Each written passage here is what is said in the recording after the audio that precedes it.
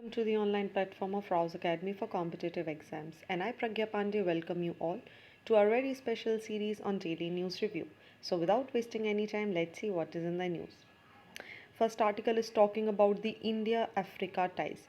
देखिए, रिसेंटली अगर आप बात करेंगे तो अफ्रीका एक उभरता हुआ नेशन है, क्योंकि आप देखें अगर इसमें तो 17% जो वर्ल्ड का पॉपुलेशन है आज की डेट में, वो केवल और केवल अफ्रीकन कॉन्टिनेंट पे रह रहा है। अलॉन्ग विद दैट, अगर हम इसी स्पीड से अफ्रीका आगे बढ़ रहा है तो लगभग 2050 तक एक ऐसी कंडीशन आ जाएगी जहां पर 25% जो पॉपुलेशन है वर्ल्ड की ये यहां पर लेगी। ऐसे में ज़रूरी हो जाता है कि क्यों इंडिया जो कि ग्लोबल प्लेयर के रूप में उभर कर आ रहा है, क्या ज़रूरत है उसे अपने एक नेबरिंग कॉन्टिनेंट लाइक अफ्रीका उसके साथ रिलेशनशिप बिल्ड करने की। देखिए, पिछले 15 सालों की अगर हम रिपोर्ट की बात करें, लगभग 2014 से तो इंडिया और अफ्रीका की जो रिलेशन है वो लगातार डेवलप होते जा रहे हैं इन अ वेरी पॉजिटिव मैनर, क्योंकि एक प्रोग्रेस हमें देखने के लिए मिल रही है। इसी के कॉन्टेक्स्ट में आप देखिए, रिसेंटली एक 20 मेंबर्स अफ्रीकन एक्सपर्ट ग्रुप, जिसे EEG बोला जाता है, जिसे इस्टेब्लिश किया था विवेकानंद इंटरनेशनल फाउंडेशन ने, इन्होंने एक रिपोर्ट यहाँ पर प्रेजेंट करी है, VIF रिपोर्ट, जहाँ इंडिया अफ्रीका के जो पार्टनरशिप अचीवमेंट हैं, क्या चैलेंजेस हैं और क्या रोड मैप है 2023 के लिए, उसके बारे में बात की जा रही है। अगर हम इस पर्टिकुलर आर्टिकल के बारे में बात करें तो ये आर्टिकल लिखा है अफ्रीका एक्सपर्ट ग्रुप, जिसको इस्टेब्लिश किया गया था विवेकानंद इंटरनेशनल फाउंडेशन ने, उसके चेयरमैन के द्वारा। इसीलिए ये पर्टिकुलर आर्टिकल बहुत महत्वपूर्ण होता है। अफ्रीका की अगर हम बात करें तो देखिए, आज की डेट में एक ट्रांजिशन से अफ्रीका गुजर रहा है। ना केवल डेमोग्राफिक, ना ही सिर्फ पॉपुलेशन, ना ही माइग्रेशन, बल्कि इकोनॉमिक, पॉलिटिकल और सोशल चेंजेस भी अफ्रीका कॉन्टिनेंट लगातार देखता जा रहा है, जिसकी वजह से आप देखेंगे एक बहुत ही कॉम्प्लिकेटेड जियोपॉलिटिक कंडीशन यहाँ पर आ गई। और इस जियोपॉलिटिक कंडीशन में सिचुएशन को वर्स करने का काम किया था पैंडेमिक ने। नाउ द क्वेश्चंस कम कि ये स्लोली अगर आप देखेंगे कि क्यों इंडिया को अफ्रीकन कॉन्टिनेंट के साथ अपने रिलेशनशिप बिल्ड करना ज़रूरी है। देखिए, अगर आप अभी अफ्रीकन रीजन की देखेंगे तो यहाँ पर एक इंटीग्रेशन, एक डेमोक्रेसी, पीस या प्रोग्रेस को लेकर बहुत अप एंड डाउन्स आपको देखने मिलेंगे। आप इथोपिया को देख लीजिए, सूडान को देख लीजिए, सेंट्रल अफ्रीकन रिपब्लिक को देख लीजिए या दूसरी कंट्रीज़ को देख लीजिए, वो कहीं ना कहीं एक इंसर्जेंसी, एथनिक वायलेंस या टेररिज्म जैसी सिचुएशन को फेस कर रही हैं।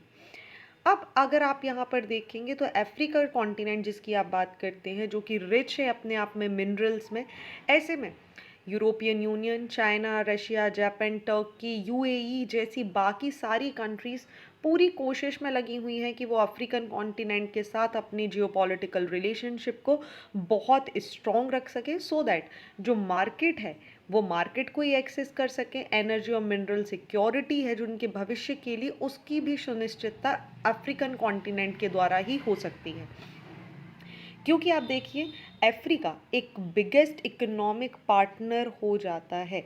सिंस 2007 अलोन, चाइनीज लीडर लगभग 123 बार अफ्रीकन कॉन्टिनेंट को विजिट कर चुके हैं। वहीं 251 African leaders have visited China. इस वजह से भी अगर आप देखिए तो दिल्ली कहीं ना कहीं, जब आप इंडिया की बात करेंगे तो ये थोड़ा सा आपको दूर खड़ा हुआ नज़र आता है। अगर हमें पैसिफिक ओशन में चाइना को काउंटर करना है तो हमें कहीं ना कहीं एक बहुत अच्छे रिलेशनशिप मेंटेन करने होंगे अफ्रीका के साथ। क्या रिकमेंडेशंस हो सकते हैं? देखिए, ये जो सेंट्रल पार्ट है इस रोड मैप का, इसमें लगभग 60 पॉलिसीज़ पे रिकमेंडेशन दिया जा रहा है। सबसे पहला अगर हम बात करें तो एक पॉलिटिकल और डिप्लोमेटिक कोऑपरेशन इंडिया को इस्टेब्लिश करना ज़रूरी है, सो दैट आप देखिए, एक इंडियन अफ्रीकन जो समिट होती है, जो लास्ट 2015 में हुई थी, हमें इसे रिन्यू कराने की आवश्यकता है, ताकि लगातार जो इंडिया और अफ्रीका के बीच में पॉलिटिकल या डिप्लोमेटिक कोऑपरेशन है, बायलैटरल रिलेशन है या मेमोरेंडम ऑफ अंडरस्टैंडिंग्स हैं, उनको साइन किया जा सके। सेकंड, अगर हम बात करें तो डिफेंस और सिक्योरिटी कोऑपरेशन को लेकर गवर्नमेंट को बहुत सारे डिफेंस स्टॉक यहाँ पर करने की ज़रूरत है। डिफेंस अटैची को यहाँ पर अफ्रीका में डिप्लॉय करने की आवश्यकता है, ताकि जितने भी डिफेंस रिलेटेड इश्यूज़ हैं, जो मैरीटाइम कोलैबोरेशन को लेकर जो भी बातें हैं, या फिर जो क्रेडिट लाइन फैसिलिटीज़ या इंपोर्ट एक्सपोर्ट को बढ़ाने के विषय में जो भी बातें हैं, along with that counter terrorism, cyber security, emerging technology threat, इन सभी को काउंटर किया जा सके इन सारे टॉक्स के द्वारा। थर्ड अगर बात करें तो जो लार्जेस्ट नंबर ऑफ रिकमेंडेशन है वो है इकोनॉमिक और डेवलपमेंट कोऑपरेशन का। इंडिया और अफ्रीका के ट्रेड की अगर आप बात करेंगे तो इसने फाइनेंशियल ईयर 2022-23 में 98 बिलियन डॉलर को टच किया है, जो कि अपने आप में एक बहुत ही अच्छा फिगर है। हालांकि ये जो फिगर है ये बहुत आगे भी जा सकता है, क्योंकि आप देखेंगे ये अफ्रीका की ग्रोथ के लिए बहुत इंपॉर्टेंट है। वहीं आप स्पेशल पैकेजेस यहाँ पर देने की बात की जा रही है, ताकि जो प्रोजेक्ट है इसको इम्प्रूव किया जा सके।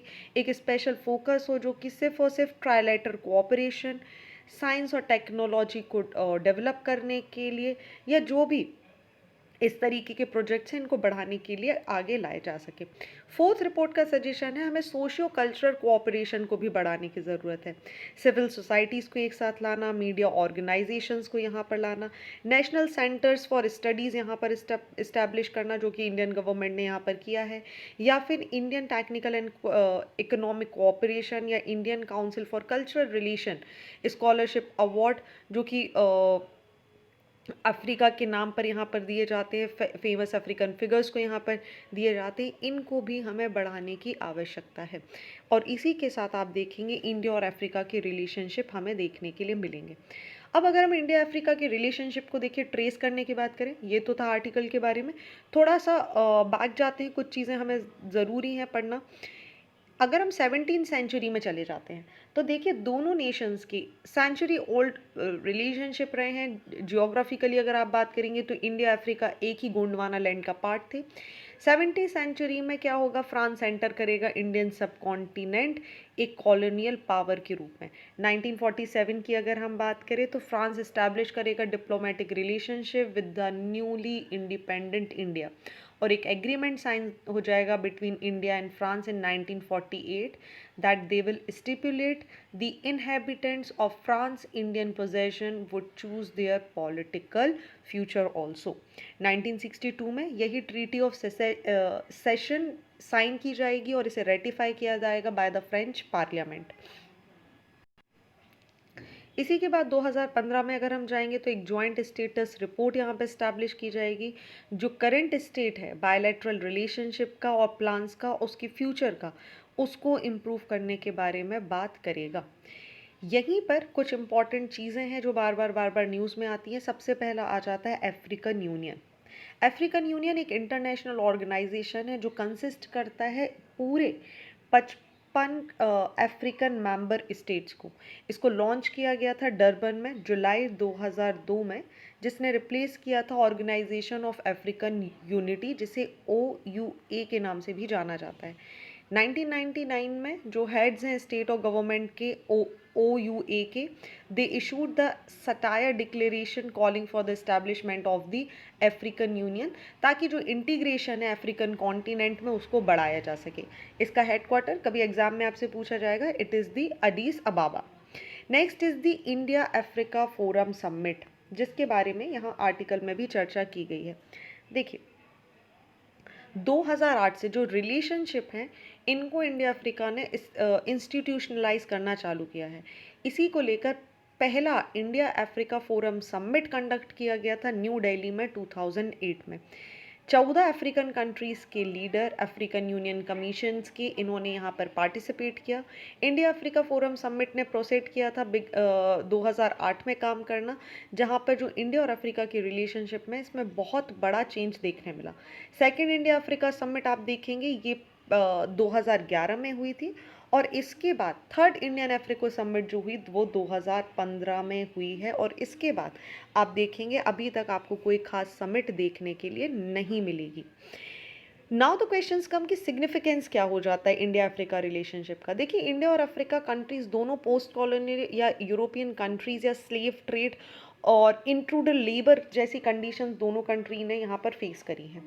वहीं नेल्सन मंडेला, जिनको एक तरीके से आप देखेंगे जिन्हें गांधी ऑफ साउथ अफ्रीका भी बोला जाता है, उसी तरीके से इंडिया में Mahatma Gandhi, father of nation, दोनों ने कहीं ना कहीं एंटी कॉलोनियल रूल्स के खिलाफ यहाँ पर लड़ाई लड़ी।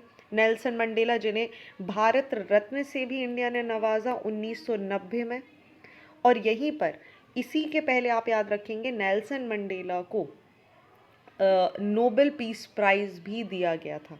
तो इंडिया और अफ्रीका के कॉन्टेक्स्ट में अगर आप बात करें तो अगर दोनों की कंबाइंड पॉपुलेशन आप देखेंगे so it is 2.3 billion.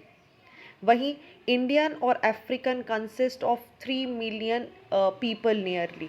There is a 50,000 strong ethnic African diaspora in India who descendants from the Bantu people of Southeast Africa. Also जो ट्रेड है वो लगभग 20 गुना ज़्यादा लगभग पिछले 15 सालों में बढ़ा है।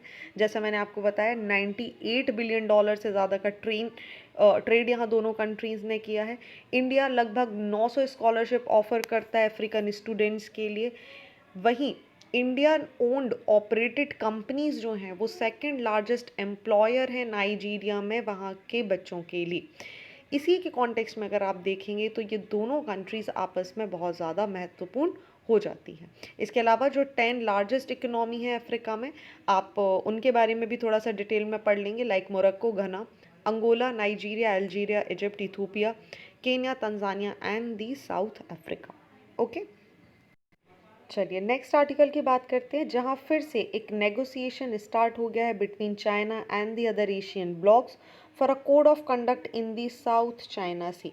जहां पर एक डिप्लोमेटिक सोर्स डिस्क्राइब कर रहा है कॉम्प्लेक्स एक्सरसाइज को, और यहीं पर 11 countries including India they called for the adherence of the 2016 arbitration decision, जो कि फिलीपाइंस के अगेंस्ट लिया गया था और जिसे चाइना के द्वारा रिजेक्ट कर दिया गया था।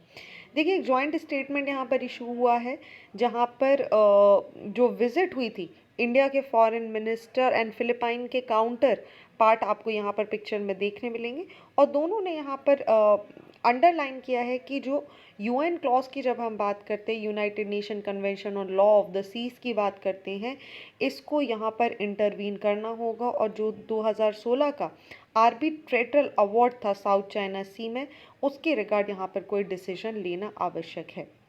ओके, अब बात कर ली जाए यूएन क्लॉज की। इम्पॉर्टेंट क्या है हमारे लिए जानना है, यूनाइटेड यूएन क्लॉज। देखिए यूएन क्लॉज स्टैंड करता है United Nation convention on the law of the sea, जो कि 1982 में आया था। ये एक इंटरनेशनल एग्रीमेंट है जो इस्टेब्लिश करता है एक legal framework for the marine and maritime activities. इसी को लॉ ऑफ द सी के नाम से भी जाना जाता है, आप ये याद रखेंगे। Okay, it is alone UNCLOS is known as the law of the sea. ये डिवाइड करता है मरीन एरिया इनटू 5 जोन्स, जैसा आपको पता है, internal water, territorial sea, contiguous sea, exclusive economic zones and the high sea. ये एक लौता international convention है जो स्टिपुलेट करता है किसी भी फ्रेमवर्क को for state jurisdiction in the maritime space. ये प्रोवाइड करता है अलग अलग legal status for the different maritimes zones also. Also, it provides the backbone for the offshore governance by coastal state and those navigating the ocean. It is not only zone coastal state offshore area but also provide specific guidelines for the state rights responsibility in 5 concentric zone. There is a maritime dispute in East China Sea, तो उसको लेकर लगातार आपको ये चर्चा में दिखाई देगा। नाउ द क्वेश्चंस कम कि मैरीटाइम जोन्स को डिवाइड कैसे किया जाता है। For example the line I am drawing and I am writing the be here is the base line. Okay, इसके पहले का जो वाटर आपको दिखाई देगा ये है internal water till the base line. यहाँ से लेकर 12 mm तक का जो पानी आपको दिखाई देगा, it is the 12 nautical miles तक का जो पानी है ये टेरिटोरियल सी का पार्ट हो जाएगा। 12 नॉटिकल माइल से आप आगे चले जाएंगे तो ये जोन कंटीजियस जोन हो जाएगा, और यहीं पर आ जाता है आपका इस एक्सक्लूसिव इकोनॉमिक जोन जो 200 नॉटिकल माइल तक सिचुएटेड है, and then the area comes of the high sea. Okay, अब देखिए बेस लाइन क्या है। बेस लाइन एक लो वाटर लाइन है along the coast as officially recognised by the coastal state. Internal waters क्या है? इंटरनल वाटर वो water है जिसके ऊपर जो बेस लाइन है, उसकी जो कंट्री है, इसका पूरा अधिकार आपको देखने के लिए मिलेगा. There is no right of innocent passage through internal water. Territorial sea क्या है? टेरिटोरियल सी एक्सपेंड करती है सी वाटर से up to 12 nautical mile from its base line. So the coastal state have sovereignty and jurisdiction over this particular territorial sea, and these rights extend not only on the surface but also the seabed, subsoil and even the airspace which lies here. Okay. Next is the contagious zone, जो आपको यहाँ पर दिखाई दे रहा था. Contagious zone extend करता है see what से लेके 24 नॉटिकल माइल्स तक from its base line. So from here to here, this will be the contiguous zone. It is intermediary zone between the territorial sea and the high sea. As you can see, this is the area of the high sea. Unlike the territorial sea, the contiguous zone only gives jurisdiction to a state on an ocean surface and floor, and it does not provide air and space right to anyone. Next is the EEZ, which is the exclusive economic zone, which stands and extend up to 200 nautical mile, again from where? From the baseline. That is why it is very much important for you to know where the baseline lies. It does not give a coastal state to right to prohibit or limit freedom of navigation or overflight, subject to very limited exception. And the last come is the high sea. It considered as the common heritage of all mankind, and it is beyond any national jurisdiction. और इसी को लेकर बार बार UN clause news में रहता है. चलिए, moving on to the next article. बात की जा रही है, सेंटर ने इशू किए हैं norms against the dark pattern in online advertisement. देखिए, अनफेयर ट्रेड प्रैक्टिसेस को लेकर डार्क पैटर्न बार बार न्यूज़ में रहता है, जिसको लेकर रिसेंटली जो मिनिस्ट्री है, इन्होंने क्या करा है, एक गाइडलाइन इशू की है. इनको कंट्रोल करने के लिए कुछ गाइडलाइंस रिलीज़ की जा रही हैं. देखिए, नेशनल कंज्यूमर हेल्पलाइन की अगर हम बात करें तो सबसे पहले इसे यहाँ पर 1915 को या through the WhatsApp message, the number is given below, आपको भी ये नंबर पता होने चाहिए फॉर द अवेयरनेस इटसेल्फ.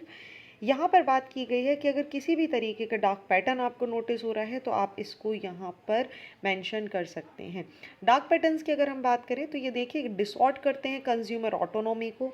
एक तरीका का डिज़ाइन आर्किटेक्चर आपको देखने के लिए मिल जाता है जो कहीं ना कहीं अनफेयर ट्रेड प्रैक्टिसेस को प्रमोट करता है. Now before knowing this entire article you should be aware about what is dark pattern. देखिए, डार्क पैटर्न को ही डिसेप्टिव पैटर्न भी बोला जाता है.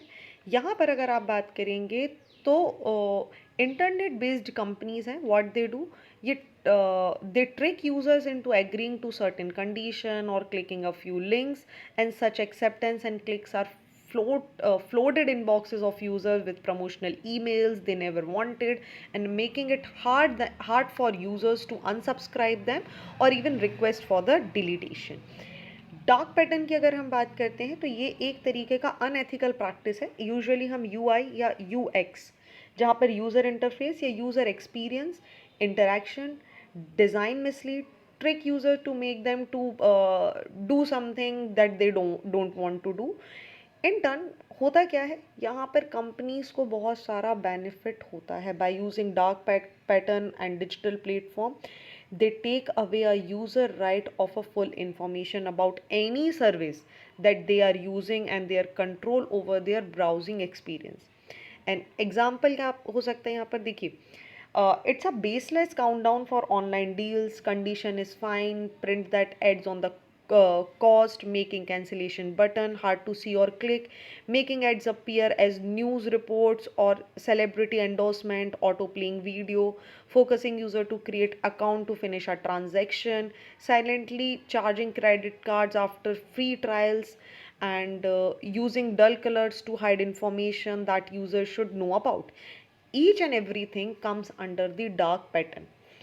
कंपनीज इसका यूज़ करती हैं, जितनी भी सोशल मीडिया कंपनी, आप बिग टेक फर्म्स की बात कर लीजिए, Apple, Amazon, Sky, Facebook, LinkedIn, Microsoft, Google, each and every one use the dark और deceptive pattern to downgrade the user experience to their advantage. In fact Amazon की अगर आप बात करेंगे तो Amazon came under the fire in European Union for their confusing multi-step cancellation process in Amazon Prime subscription. इसी के बाद आप देखेंगे तो कंज्यूमर रेगुलेटर यहाँ पर बिठाया गया था, जहाँ पर यूरोपियन यूनियन कंट्रीज़ ने इस प्रोसेस को गलत बताया और उसके लिए बहुत सारे जो गाइडलाइंस है वो भी इशू किए गए। यूज़र्स को कैसे हार्म होता है, देखिए ये जो डार्क पैटर्न है ये एंडेंजर कर देते हैं इंटरनेट एक्सपीरियंस को और वल्नरेबल कर देते हैं किसी भी व्यक्ति के फाइनेंशियल डेटा या उसका डेटा एक्सप्लॉइट यहाँ पर आपको देखने के लिए मिलेगा। And because of that Indian government ने फाइनली क्या डिसाइड किया है कि इस तरीके के डार्क पैटर्न से बचने के लिए, इनकी कंप्लेंट के लिए finally what they are doing, they are adopting WhatsApp number and the National Consumer Helpline number where people can register and they can tell कि किस तरीके से ये कंपनीज के द्वारा ऐसा कुछ मिसलीड इनको किया जा रहा है। देखिए बहुत अच्छा न्यूज़ है आज आर्टिकल में, जहाँ पे Kerala government they has decided to set up a state of art space system park knowledge city in the Thiruvananthapuram. देखिए doctor APJ Abdul Kalam knowledge centre and space museum, इसको एक्सपेक्ट किया जा रहा है कि 18 महीने में बनकर तैयार हो जाएगा तिरुवनंतपुरम में। केरला चीफ मिनिस्टर पिन्यारी विजयन ने यहाँ पर एक फाउंडेशन स्टोन फाइनली इसको यहाँ पर रख दिया है। ये स्टेट ऑफ आर्ट की तरह यहाँ पर काम करेगा, एक नॉलेज सोसाइटी होगी जो जितना भी नॉलेज है related with the space exploration, space related technology, research development, उसके लिए एक डेडिकेटेड कदम होगा। स्टेट गवर्नमेंट ने क्लेम किया है कि ये इंडिया का पहला स्पेस पार्क भी होगा। स्टेट गवर्नमेंट ने साथ ही में यहाँ पर इशू किया है कि doctor APJ Abdul Kalam centre और space museum part of the space park and to allot the land required for the facility.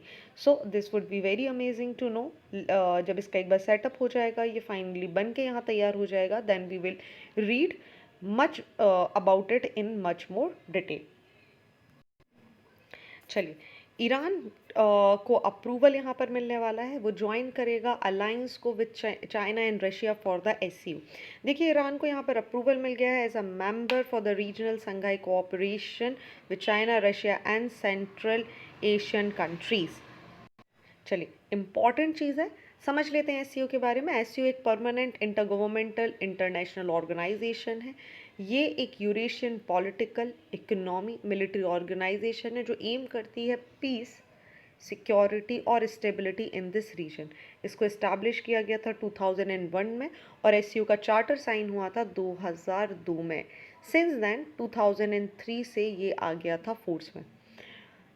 SCO की अगर हम एक हिस्ट्री की बात करें तो देखिए एससीओ के बनने के पहले 2001 में there was only Kazakhstan, China, Kyrgyzstan, Russia and Tajikistan were the member of Shanghai 5।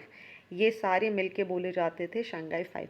Shanghai 5 1996 में इमर्ज होगा from a series of border demarcation, demilitarisation talk which the four former Soviet republic held with China to ensure stability along the border. Following the accession of the Uzbekistan to the organization in 2001, this Shanghai Cooperation renamed as the SCO. So Uzbekistan की entry होगी 2001 में। India और पाकिस्तान इसको join करेंगे 2017 में और 2021 में ही देखिए अनाउंस कर दिया गया था कि ईरान इसका फुल टाइम मेंबर बन के आएगा। ऑब्जेक्टिव, बहुत ऑब्जेक्टिव इसके क्लियर हैं। ये प्रमोट करना चाहता है इफेक्टिव कोऑपरेशन को, चाहे पॉलिटिक्स की बात करें, ट्रेड इकोनॉमी की बात करें, रिसर्च टेक्नोलॉजी की बात करें। इन्हांस करना चाहता है एजुकेशन को, energy, transportation, tourism, environmental protection etcetera. साथ ही ये मेंटेन करना चाहता है peace, security and stability in this particular region. So आज की डेट में अगर हम इसके मेंबर्स की बात करें तो you will see Kazakhstan, China, Kyrgyzstan, Russia, Tajikistan, Uzbekistan, India, Pakistan and Iran, these are the member states. तो ये थी आज के इम्पॉर्टेंट आर्टिकल। आई होप आपको सारी चीज़ें क्लियर हो चुकी होंगी। So thank you and see you tomorrow.